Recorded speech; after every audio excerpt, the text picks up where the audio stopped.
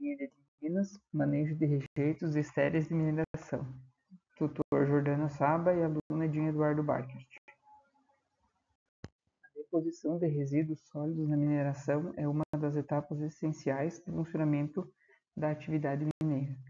Devido aos impactos ambientais gerados pelos resíduos na disposição convencional, outras alternativas de disposição estão sendo estudadas e aplicadas, sendo as que são apresentadas a seguir. Empilhamento a seco. Esse tipo de disposição é muito utilizado na disposição de rejeitos filtrados em pilhas, utilizando filtros de disco a vácuo, possibilitando a filtragem dos rejeitos e em seguida sua disposição como empilhamento a seco, eliminando o uso de barragens. Essa técnica é muito utilizada em empresas que trabalham com alumínio para dispor os rejeitos de alumínio. No empilhamento a seco, o rejeito fino sofre adensamento nos espessadores até teores de sólidos elevados, mais do que 50%, e bombeados para um reservatório onde são submetidos à evaporação com um teor de sólidos crescente até valores na ordem dos 80%. O empilhamento a seco ele pode ser considerado como uma operação de terraplenagem, e para diminuir os custos operacionais e garantir boa estabilidade, pode-se compactar apenas o trecho em que a superfície de ruptura é considerada crítica, não sendo necessário compactar todo o resíduo. E entre as vantagens da utilização desse método, a disposição a seco é mais segura com relação às barragens e é um método mais sustentável, pois permite reaproveitamento da água obtida da filtragem do rejeito. O método de empilhamento drenado consiste em uma estrutura drenante que não retém a água livre que sai dos poros dos rejeitos. Ele libera a água por um sistema de drenagem interna com grande capacidade de evasão ligada aos rejeitos do reservatório. Então, entre as vantagens é a segurança e é uma técnica economicamente atraente para a mineradora. Um outro método, então, é a codisposição, né? E essa técnica consiste na mistura do rejeito e estéreo, e logo após essa mistura é realizado o processo de disposição. Assim, consiste em combinar estéreo, que possui granulometria mais grosseira, com o rejeito com granulometria mais fina. Desta forma, as partículas finas do rejeito preenchem os espaços vagos das partículas granulares do material estéreo.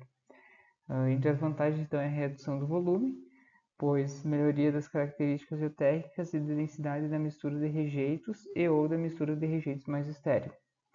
E melhoria das características de resistência e de deformabilidade quando os resíduos possuem granulometrias muito diferentes. Outro método, então, é a disposição compartilhada de estéreis e rejeitos. Então, diferente da codisposição, a disposição compartilhada de estéreis e rejeitos é o caso em que não há um processo de mistura do material antes da disposição. Então, as vantagens é o aproveitamento de áreas já utilizadas anteriormente para disposição de rejeitos ou de estéreis, ou seja, estéreis lançados sobre bacias exauridas de rejeito ou rejeitos lançados sobre platôs de pilhas de estéreis. E também redução do comprometimento ambiental de áreas para disposição de resíduos. Disposição em cava. A deposição de resíduos em cavas consiste em depositar o material em uma cava já existente. Essa técnica é muito bem aceita em muitos países e abrange a acomodação de resíduos provenientes de mineração e também de outras atividades. Ela pode comportar todos os tipos de resíduos, sendo necessário avaliar questões geotécnicas da cava, realizar caracterização química e hidrogeológica do resíduo, antes da disposição. Então, entre as vantagens está estabilizar as paredes da cava e reduzir os dispêndios com manutenção da estrutura, visto que são mais estáveis que as barragens ou pilha. Por fim, temos a deposição subterrânea. Ela, como o próprio nome já diz, é a disposição em galerias subterrâneas, que pode acontecer com materiais inertes, que só pode ocorrer, no caso, com materiais inertes e sem perigo potencial para evitar que esse material venha a gerar poluentes que podem contaminar as águas subterrâneas. O preenchimento da cava pode ser bombeado e pode ser removida a água para facilitar a deposição, conforme o minério extraído.